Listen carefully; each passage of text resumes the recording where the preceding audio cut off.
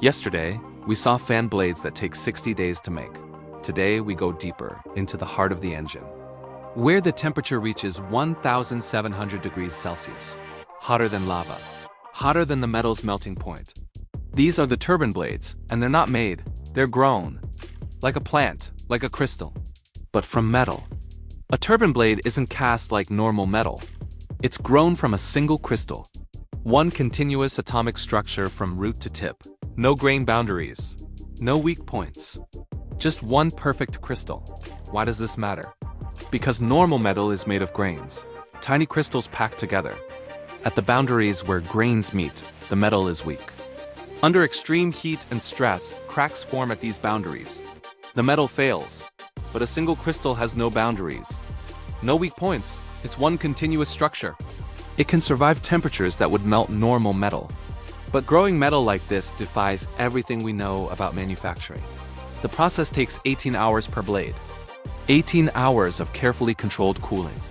Of atoms aligning in perfect order. Of temperatures measured to within 1 degree. Get it wrong by 1 degree and the crystal structure fails. The blade is scrap. But temperature isn't the only enemy. There's something even more impossible about these blades. Something that requires drilling holes smaller than a pencil lead. In segment 2, we'll see how engineers grow metal atom by atom, and the furnace that makes the impossible possible. The process starts with a ceramic mold.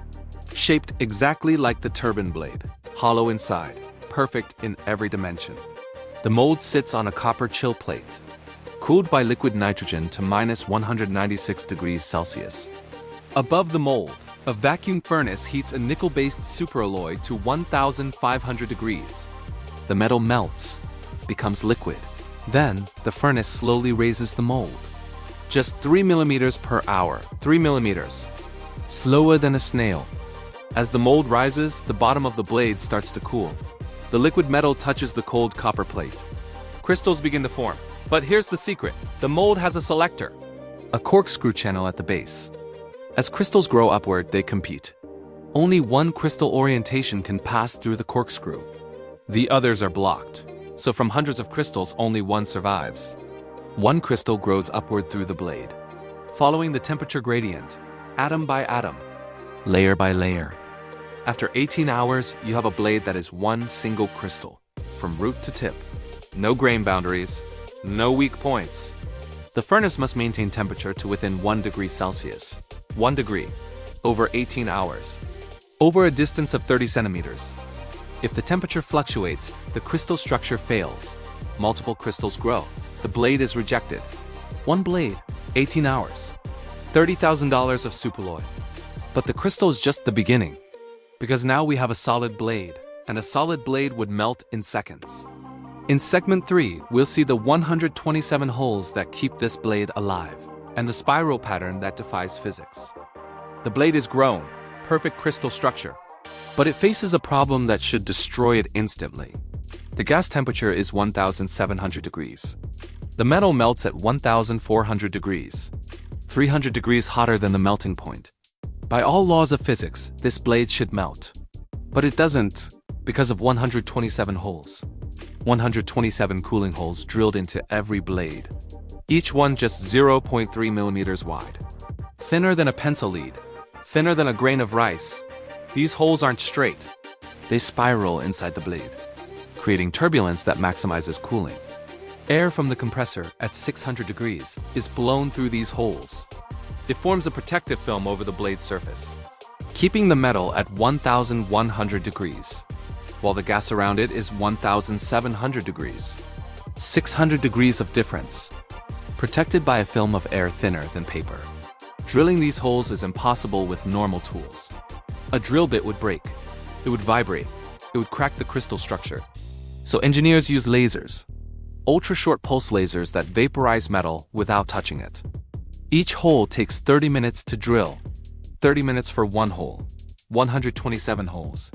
63 hours, almost 3 days, just drilling holes. Then the holes are finished with electrochemical machining, a process that dissolves metal with electricity, smoothing the edges, perfecting the angles. But drilling isn't enough. The holes must be coated, protected from the 600-degree air flowing through them. In the final segment, we'll see the ceramic coating that makes survival possible and the testing. And the testing that proves these blades can survive the impossible.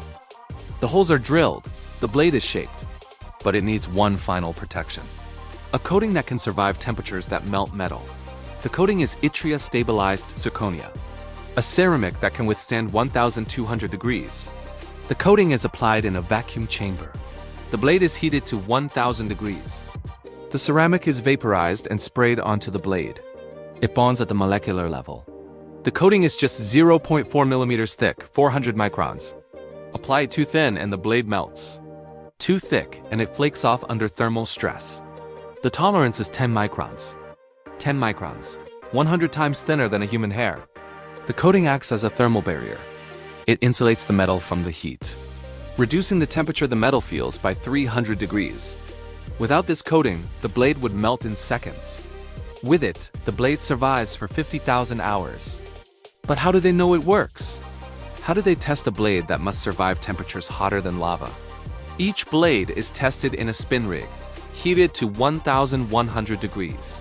Spun at 10,000 RPM, subjected to thermal cycles. Heat, cool, heat, cool, 1,000 cycles. If the coating cracks, the blade fails. If the crystal structure shows stress, the blade fails. If the cooling holes are blocked, the blade fails. One turbine wheel has 77 blades. That's 1,386 hours of crystal growth. 58 days, just for one stage. Modern engines have 4 turbine stages. That's 232 days of crystal growth. 8 months, just to grow the metal for the turbines. The cost of one turbine blade? $50,000.